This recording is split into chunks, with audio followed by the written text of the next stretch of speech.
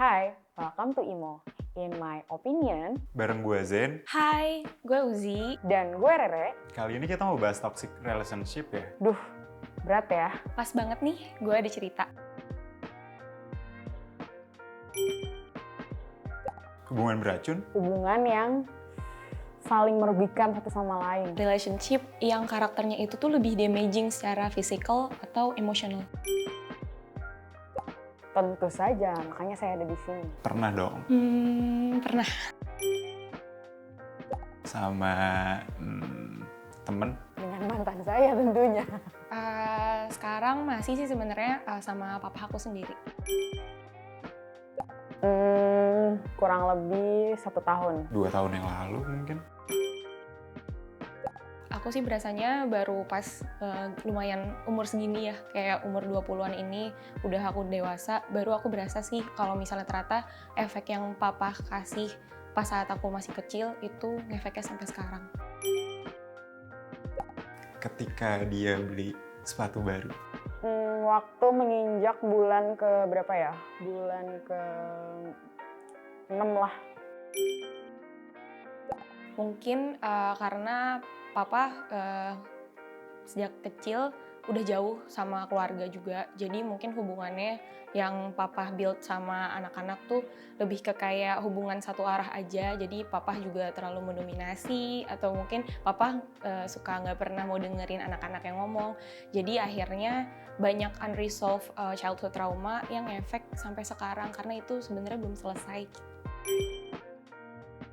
datang pas lagi ada maunya aja gitu. Giliran nggak ada butuhnya, jauh. Apalagi pas ditagih utang, nggak ada kabar sama sekali. Udah nggak ada kepercayaan satu sama lain. Gue tuh harus buat lo tuh harus buat gue, kayak 24 jam waktu gue tuh harus buat lo.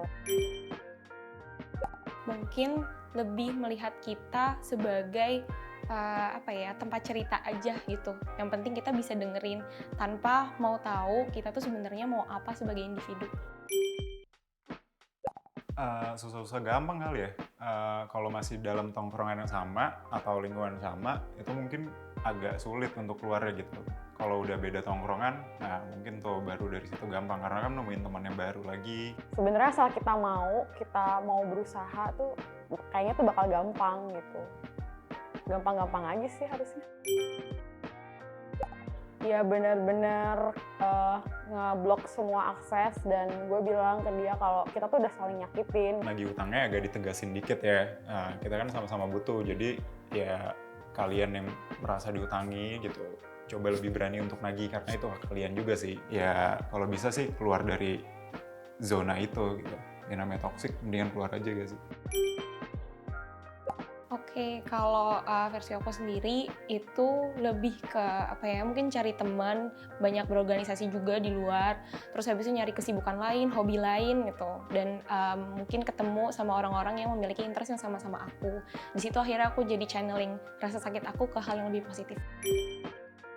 Menurut gue sih enggak sih, harus kayak saling sadar satu sama lain, kayak oh oke nih, hubungan ini udah toksik, gue mau berubah atau gue mau jadi lebih baik, gue mau lebih dengerin elu, gue mau lebih ngertiin elu gitu. Jadi harus saling keduanya.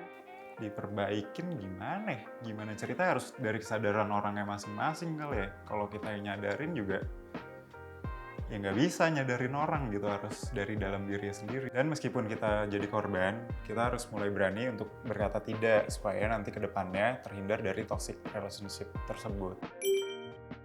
Oke, saran dari aku untuk kalian yang sedang ada di toxic relationship, saran dari aku sih untuk seek every help yang kalian bisa ambil, mungkin dengan cerita ke teman, atau kamu kalau di posisi temennya, aku mohon banget untuk stop judging juga.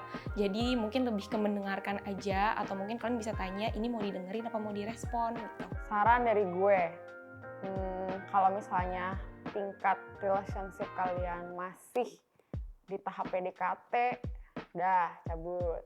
Tingkat pacaran mungkin masih tahun pertama, tahun kedua, ya udah lah ya, buat apa bertahan selama itu kalau memang toksik. Terus kalau udah di tahap misalnya kalian udah menikah tuh, ya udah nggak usah ragu buat ngambil keputusan yang bisa menyelamatkan mental kalian. Kalau ingin memperbaiki hubungan, harus sabar karena semua butuh proses dan waktu. Jadi kesimpulannya, kalau udah ngerasa hubungannya itu bener-bener nyakitin, terus bikin kalian gak happy, ya udah kalau misalnya mau tinggalin aja sekalian. Kalau kalian punya hutang, mending langsung bayar aja ke orangnya, jangan ditunda-tunda atau dingaret-ngaretin. Walaupun belum punya uangnya, lebih baik bilang gitu. Jadi hubungan kalian gak toksik. Cukup deep juga ya topik IMO kali ini.